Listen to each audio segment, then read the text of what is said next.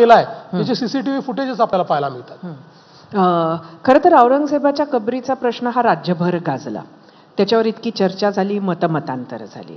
आणि नागपूर आपण सगळ्यांनी पाहिलेलं आहे. अशा पद्धतीने रिस्पॉन्ड करणारं शहर नागपूर नाही, पण तरीही हिंसा फक्त नागपुरात कशी काय झाली? नाही, हे जे प्रश्न आहेत याची उत्तर मी शोधतोय.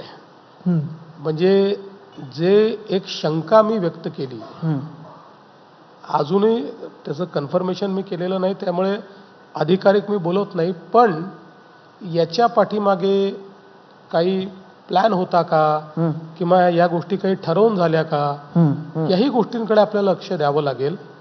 कारण आपल्याला अनेक ठिकाणी यापूर्वीच्या हिंसांमध्ये देशभरामध्ये पॅटर्न दिसलाय.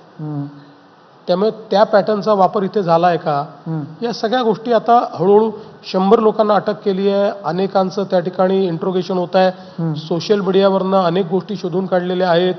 आता काही लोक असे आहेत की ज्यांच्या सोशल मीडियावर काही पोस्ट या बंगालीमध्ये आहेत, पण ते कुठला बांगला आहे, जो बांगलादेशचं बंगाली जे आहेत त्याच्यातल्या पोस्ट देखील त्याच्यावर दिसत आहेत. त्यामुळे त्या एका लार्जर डिझाईनचा भाग हा आहे का हे आता शोधून काढावं लागेल.